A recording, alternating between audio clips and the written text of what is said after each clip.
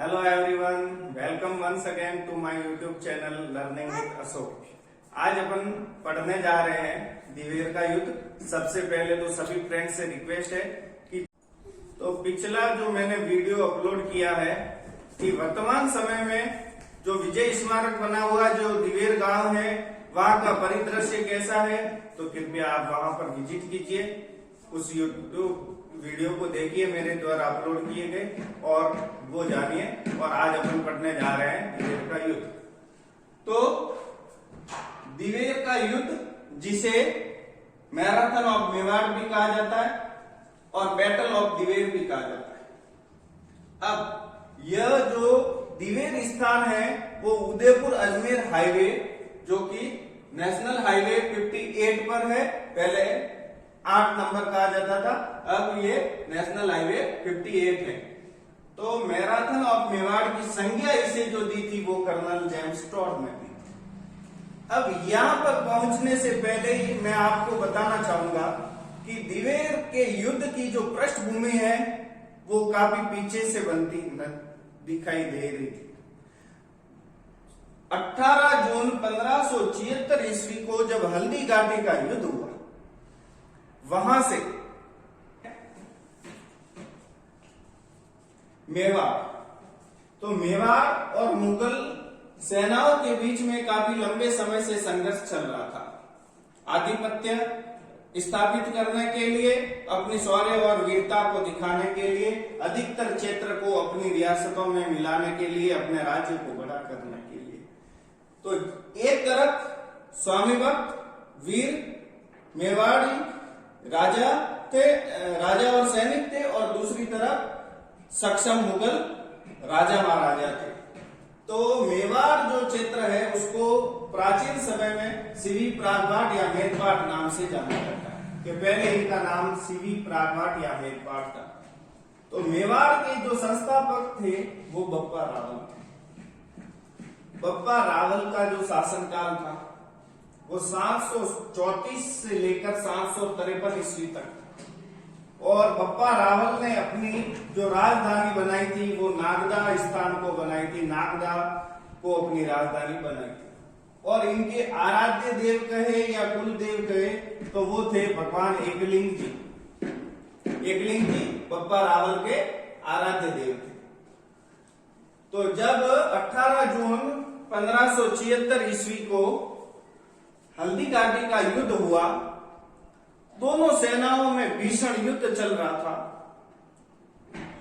एक तरफ अकबर की सेना थी, एक तरफ महाराणा प्रताप की सेना थी। हल्दी घाटी युद्ध का मैं अलग से वीडियो लेकर आऊंगा, इसलिए मैं इसे शॉर्ट में बताऊंगा कि जब हल्दी घाटी युद्ध के अंदर दोनों सेनाएं अपना पराक्रम दिखा रही थी, तो जब महाराणा प्रताप का घोड़ा चेतक जो घायल हो गया और काफी सैनिकों की स्थिति को देखते हुए पहले से सभी ने अंदेशा लगा लिया कि अब महाराणा प्रताप को यहां से सुरक्षित चले जाना चाहिए।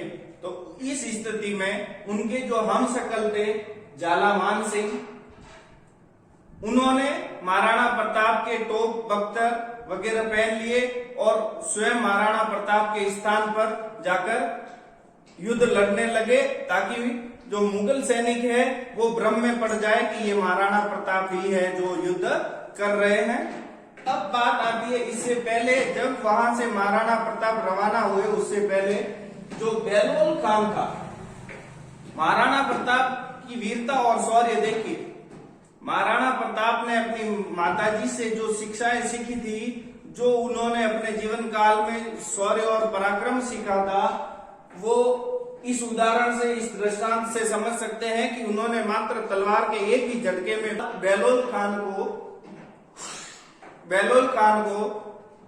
एक ही तलवार के झटके में घोड़े समेत 2 टुकड़ों में विभक्त कर दिया। तो हल्दी घाटी के युद्ध में महाराणा प्रताप की सेना को पीछे हटना पड़ा। तो अधिकतर जो क्षेत्र था, मांडल, मदारिया, कुंभलगढ़, बस्सी, उन्हें छोड़ना पड़ा। वो महाराणा प्रताप के आधिपत्य से बाहर निकल गए।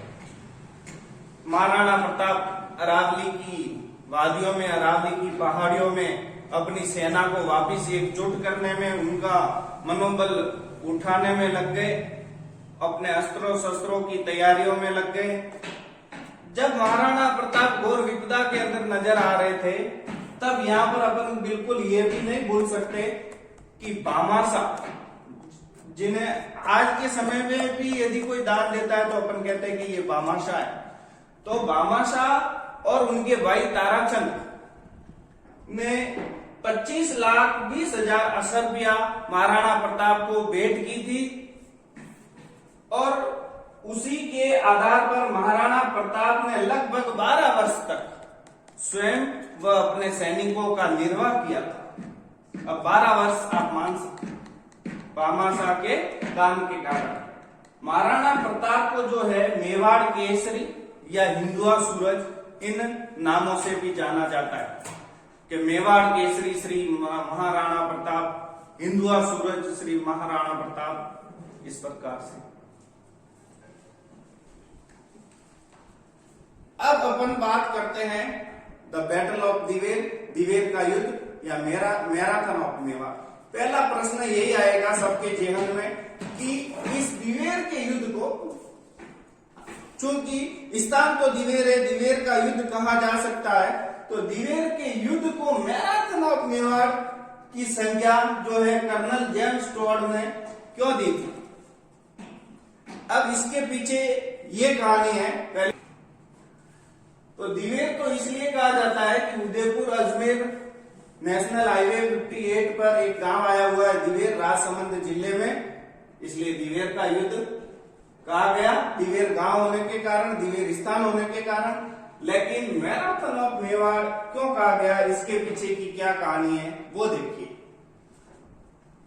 फारस और एथेंस, फारस और एथेंस, तो फारस का जो राजा था हिप्पियस और एथेंस का जो राजा था मिल्टियस, इन दोनों के मध्य जब युद्ध हुआ, यहां पर भी अपने अपने पराक्रम की, अपने अपने वीरता की जो एक लड़ाई लड़ी जा रही थी, तो हिप्पियस और मिल्टियस के बीच में जब युद्ध हुआ तो एथेंस के पास मात्र 10,000 सैनिक थे, यहां पर भी कम सैनिक, और मेवाड़ की जो सेना थी वहां पर भी कम सैनिक, मुगल सैनिक सक्षम, और यहां पर भी वो की वही बात, हिप्पियस के पास जो अच्छी सेना थी। अब तो एथेंस ने क्या किया, स्पार्टा इससे मदद मांगी, वे धार्मिक कार्य के अंदर व्यस्त होने के कारण समय पर मदद नहीं पहुंचा पाए, लेकिन फिर भी ये 10,000 जो सैनिक थे वो पीछे नहीं हटे। 10,000 सैनिक पीछे नहीं हटे और अपनी वीरता और शौर्य का परिचय देते हुए इन्होंने